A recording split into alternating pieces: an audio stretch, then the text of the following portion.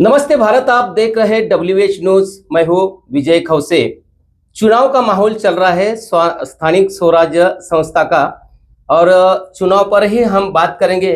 मेरे साथ है भीमसेना के राष्ट्रीय अध्यक्ष श्रीधर साळवे, जो कि विधानसभा रहे, लोकसभा रहे या स्थानिक स्वराज्य संस्था का चुनाव रहे, भीमसेना मैदान में रहती है।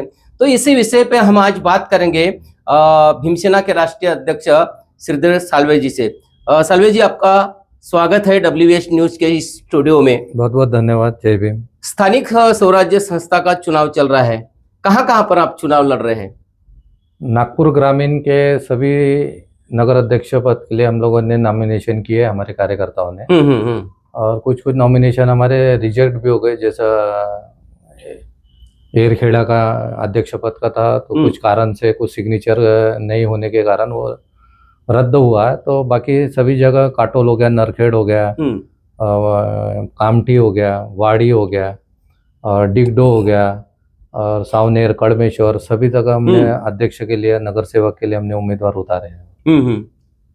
केवल नागपुर जिला है कि कुछ विदर्भ में है? विदर्भ में भी हमने उतारे, अमरावती में भी है, अकोला में है, कुछ वर्धा में भी हमारे उम्मीदवार खड़े हुए, तो बुल्ढाना में भी कुछ उम्मीदवार है। जहाँ जहाँ कार्यकर्ता हमारे हैं, वो सभी कार्यकर्ताओं को भीमसेना की तरफ से आदेश दिया गया था कि स्थानिक स्वराज जो चुनाव है, सभी में अपने कार्यकर्ता ने वहाँ उम्मीदवारी लेना चाहिए और राजनीति में उतरना चाहिए।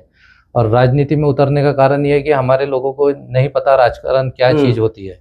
तो राजकारण, जब हम राजकारण के अंदर जाएंगे, नॉमिनेशन करेंगे, फॉर्म भरेंगे, तब हमें जानकारी होंगे, हमारे नेता तैयार हो गए। नहीं तो होता ऐसा है कि हमारे लोग राजनीति में जाने को ही नहीं देखते, और अन्य पार्टी के जो नेता लोग हैं वो समर्थन देते रहते। बिल्कुल, वो समर्थन देते और इलेक्शन नहीं लड़ते, कोई बड़ी पार्टियों को समर्थन देते। इस वजह से हमारे जो नेता, जो बनने वाले लोग रहते, वो नेता बन नहीं पाते। तो मेरा ये आदेश था कि नहीं, इलेक्शन, जो भी इलेक्शन है, छोटा इलेक्शन हो या बड़ा इलेक्शन हो, हमें तो इलेक्शन लड़ना है। हमने जब पार्टी बनाए तो हमने समर्थन देने के लिए पार्टी नहीं बनाई, हमने खुद इलेक्शन लड़ने के लिए बनाया। हमें खुद राजा बनना है। तो राजा बनने के लिए हमें हमारे कैंडिडेट को उतारना होगा। हो सकता है कि किसी को फॉर्म भरने की तकलीफ होगी, या किसी को प्रचार की तकलीफ होगी, या किसी को कम वोट मिलेंगे, पर आने वाला समय तो हम लोगों का रहेगा। आने वाले समय में तो वो तैयार हो जाएंगे। बिल्कुल, कांशीराम जी ने भी यही कहा था कि राजनीति जो रहती है, चुनाव, पहला चुनाव गिरने के लिए है, फिर गिराने के लिए है, और बाद में फिर चुनकर आने के लिए है। मैं आपको पूछूंगा कि किस मुद्दे को लेकर इस चुनाव में आप कूदे हो? मुद्दा क्या रहेगा आपका खास? ये बात ये बात आपने अच्छा होगा पूछ ली, क्योंकि हमारा उद्देश्य ये है कि प्रबुद्ध भारत का निर्माण करना।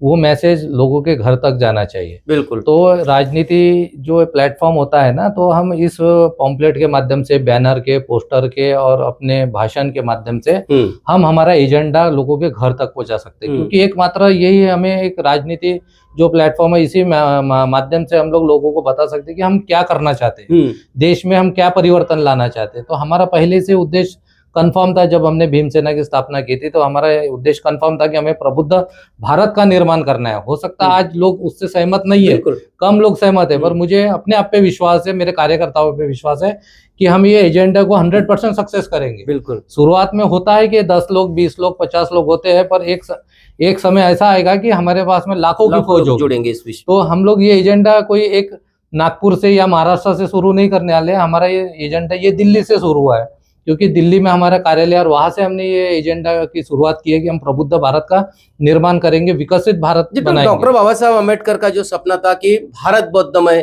करने का जो सपना है, उसी दिशा पर भीमसेना काम कर रही है। एक दिन बाबा साहब अम्बेडकर का सपना पूरा करेंगी भीमसेना। तो हमारा ये जो एजेंडा है, ये हमारा नहीं है। हम तो बाबा साहब के कारवा को आगे लेके बढ़ रहे हैं। हमने व्यक्तिगत हमारा कोई एजेंडा नहीं बनाया।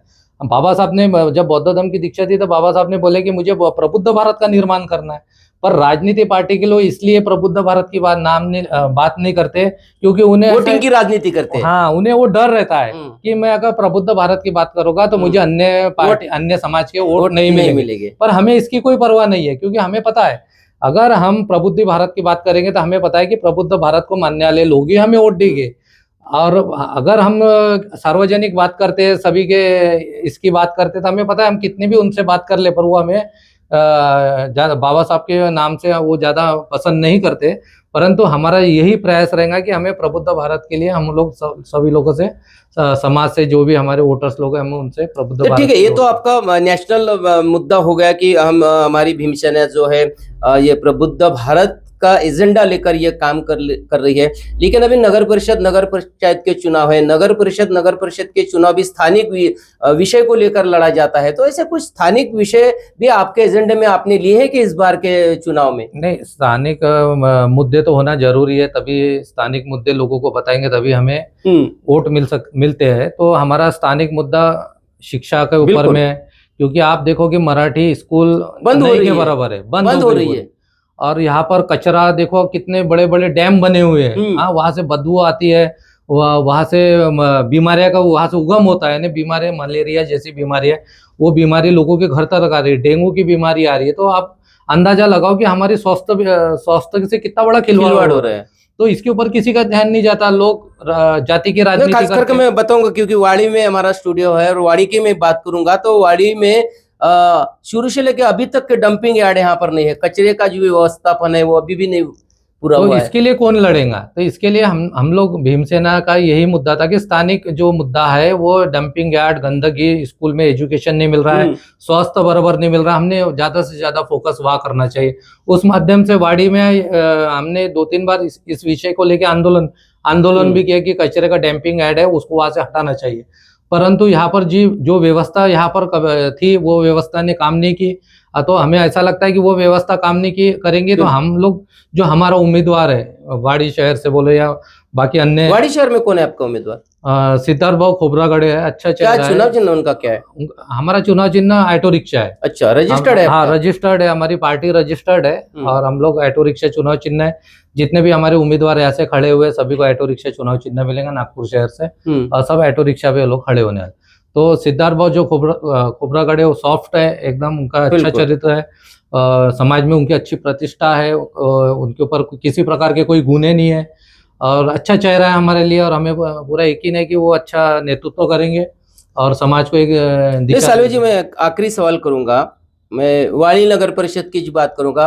यहाँ पर अम्बेडकरी विचारधाराओं के जो है 30 से 32% यहाँ पर वोटिंग है, पर हुआ यह है कि यहाँ पर जो है इन विचारधाराओं के जो पार्टियां है, बहुजन समाज पार्टी मैदान में है, वंचित बहुजन आघाड़ी भी है और भीमसेना भी है, और इस विचारधारा को मानने वाली और भी पार्टियां है। ऐसे में अम्बेडकरी मूवमेंट में जो है सीधे सीधे वोटिंग का बंटवारा हुआ है, तो ऐसे स्थिति में कहाँ हम टिक पाएंगे, या दूसरा बाजी मार लेगा? नहीं, ये बात आपकी सही है कि बाजी तो दूसरा कोई मार सकता है, पर मेरा कार्यकर्ताओं को यही आदेश था कि आप भले ही राष्ट्रीय अध्यक्ष अपने जगह ठीक है, पर आप अपने स्थानिक लेवल पे आप आपस में समझौता कर लो। बिल्कुल, क्योंकि मैंने देखा हो कि जितने भी बड़े पार्टी है जिनके राष्ट्रीय अध्यक्ष है, उनका ये कहना है कि हम इस पार्टी के साथ नहीं जाएंगे, अगर हम इस पार्टी के साथ जाएंगे तो ये पार्टी बड़ी हो जाएंगी खुद के अस्तित्व के लिए। तो अस्तित्व के लिए समाज का नुकसान हो रहा है। तो ऐसा एक फरमान,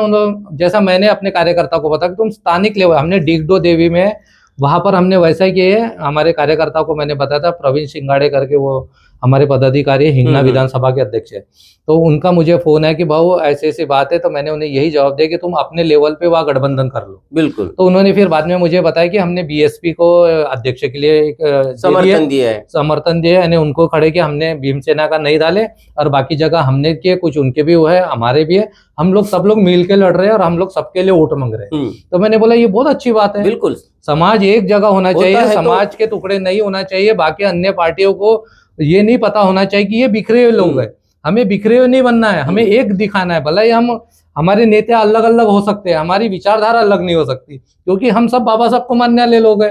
अगर हमारे अन्य पार्टी के लोग एक में एक से देश करेंगे या नफरत करेंगे तो हम समाज को क्या मुंह दिखाएंगे, समाज का प्रतिनिधि कैसे करेंगे? समाज तो हमें यही बोलेगा कि तुम टुकड़े में लड़ रहे हो, उससे अच्छा तो वो चुन के आएंगे, तुम उसके लिए काम कर रहे हो, तुम बीजेपी कांग्रेस जैसी पार्टियों के लिए काम कर रहे हो, ये समझ में आ जाएगा। वाड़ी में तो सबसे मुझे तो बहुत आश्चर्य हो रहा है कि पढ़े लिखे लोग होने के बाद में भी इस तरीके का निर्णय लिया गया वाड़ी में। तो मेरी जब बात हुई हमारे वाड़ी के क्षेत्र के हमारे लोगों से, मैंने उन्हें यही बोला कि अगर समाज एक साथ बैठता है तो हमारे लिए गर्व की बात होगी। समाज की पूरी इच्छा थी यहाँ पर, नेता समाज की इच्छा भी थी पर नेताओं की इच्छा नहीं थी। जो नेता लोग थे उनकी इच्छा नहीं थी, तो नेताओं के वजह से समाज का नुकसान हो रहा। और मैं ये नहीं चाहता हूँ कि नेताओं के वजह से मेरा समाज बिखर जाए। आज बताओ कि अगर कोई अन्य पार्टी का व्यक्ति यहाँ पर चुन के आ गया तो हमें और 5 साल इंतजार करना पड़ेगा। बिल्कुल, और 5 साल में कितने उतार चढ़ाव आएगा ये इन लोगों को नहीं पता, पर समाज को भोगना पड़ेगा। तो ये जो हरकतें हुई है, सभी पार्टी के लोग खड़े हो गए, इससे समाज का नुकसान हो गया। और मैं चाहता हूँ कि समाज का नुकसान नहीं होना चाहिए था। आखिर इसी तरह का निर्णय तो मान लो जैसे यहाँ पर ऐसे एकता का जो समीकरण बनता तो आप भी उसमें सहभागी होते। हाँ, मेरा तो आदेश ही था।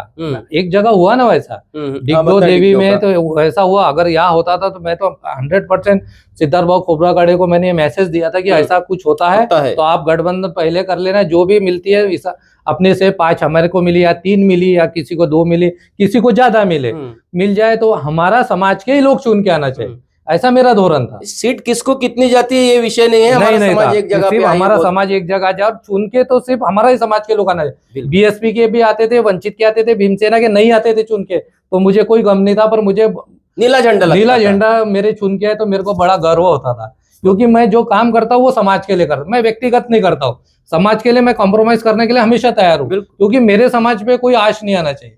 ये मेरी सोच रहती है हमेशा। मैं समाज के लिए हूँ, मैं समाज के लिए निस्वार्थ भाव से मैं काम करता हूँ और समाज मेरे लिए सर्वोपरि है। समाज मुझे जो आदेश देगा मैं वो आदेश को मानने को तैयार। बिल्कुल, तो मेरा ये एजेंडा है और मैं समाज के साथ हूँ, हमेशा समाज के साथ रहूंगा।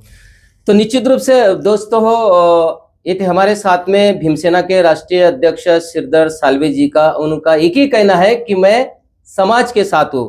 निश्चित रूप से सभी नेताओं ने समाज के साथ में रहना चाहिए और चुनाव के समय में तो सभी लोगों ने साथ में रहना चाहिए।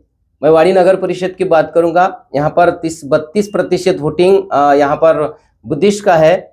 उसके बावजूद भी हमारे नेता भी बिखरे हुए हैं, अलग अलग चुनाव लड़ रहे हैं। अभी 2 तारीख को चुनाव है, 3 तारीख को इसके परिणाम आएंगे। आप खुद ही देख लेना परिणाम क्या आते हैं। तो निश्चित रूप से अभी भीमसेना भी मैदान में है और भीमसेना का एक ही एजेंडा है, प्रबुद्ध भारत। बाबा साहब अम्बेडकर का भी सपना था कि भारत बौद्धमय करने का, तो भीमसेना का भी वही एजेंडा है, प्रबुद्ध भारत। चाहे वोट मिले या ना मिले, हमारा एजेंडा प्रबुद्ध भारत का रहेगा और प्रबुद्ध भारत के एजेंडे पर ही हम चुनाव लड़ेंगे। ऐसा ही इस खास बात में भीमसेना के राष्ट्रीय अध्यक्ष श्रीधर साल्वे जी ने कहा है। 2 तारीख को चुनाव है, आप पोलिंग बूथ पर जाइए, वोटिंग करिए, क्योंकि वोटिंग का अधिकार जो है डॉक्टर बाबा साहब अम्बेडकर जी ने ये बहुत ही अमूल्य अधिकार हमें दिया है, उसका अधिकार आप निश्चित रूप से बजाइए। और 3 तारीख को जो परिणाम आएंगे वो परिणाम भी आप देख लीजिए तो क्या परिणाम आते हैं। तो तब तक के लिए देखते रहे WH न्यूज़, लाइक करें, सब्सक्राइब करें। धन्यवाद, नमस्कार।